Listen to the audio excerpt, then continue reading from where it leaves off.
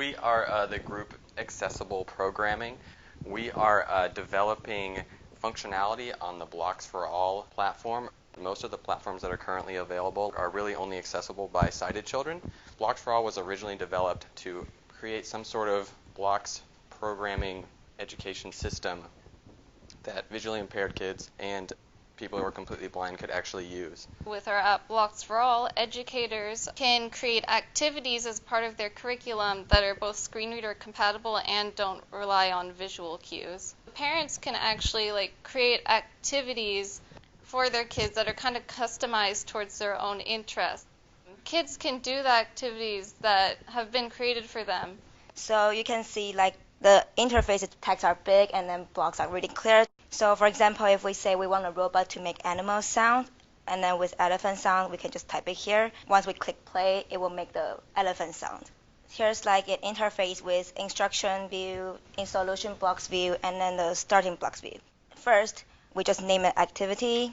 We can just type the description of the task, make sound. To make a sound, we just need to put a solution box here, and then let's say we just make a crocodile sound, and then this is our task. And then we can click save or done. Save will just auto save it. Done will save it and then go back to the menu.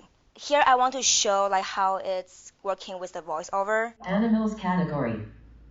Select animals. Back button. The last button is manage activity for user to create programming learning activities for vision impaired children to learn it. Thank you very much.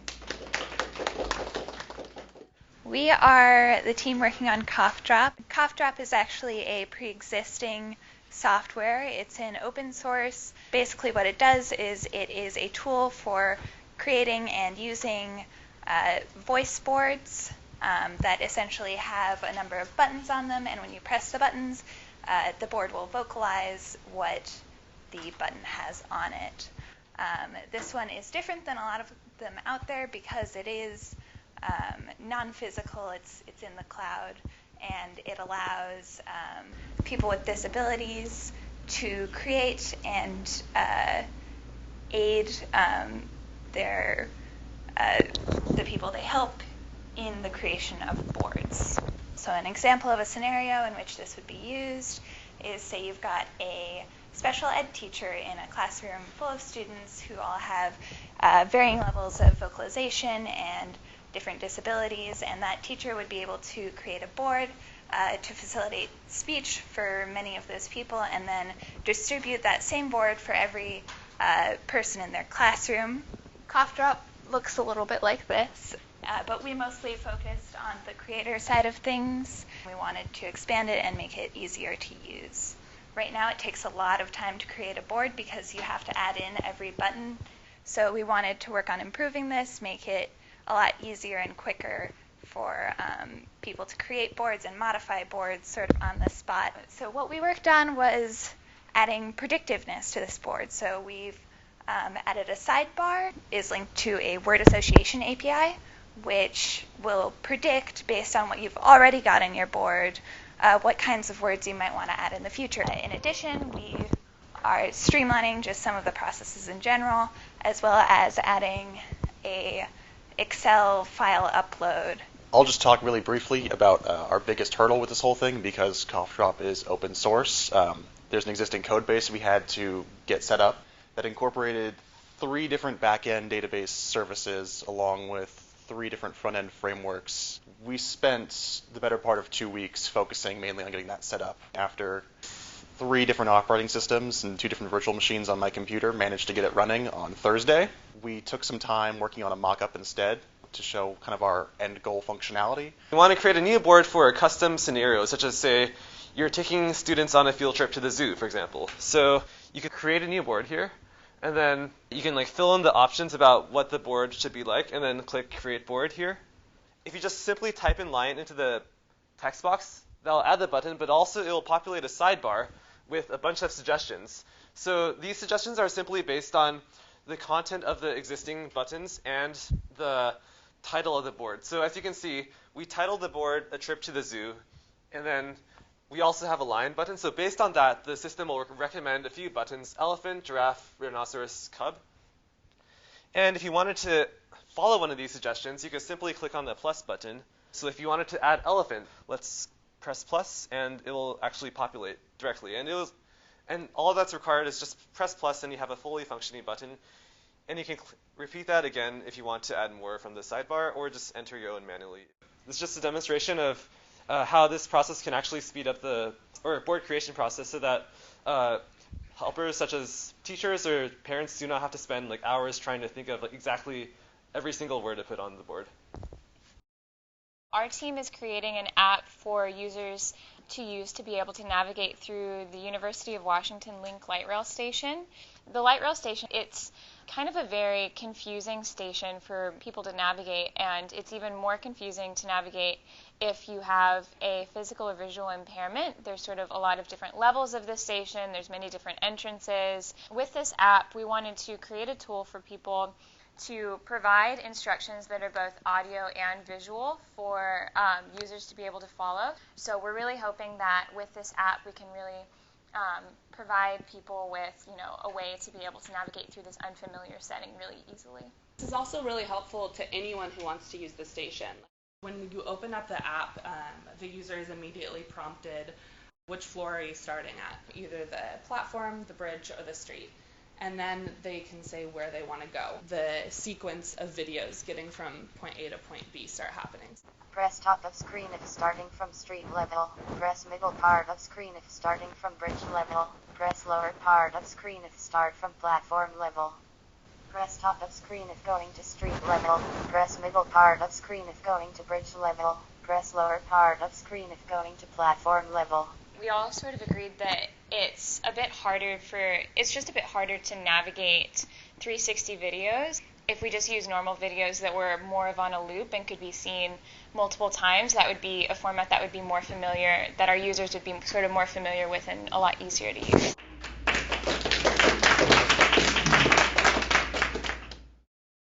We're the Assistive Technology Library.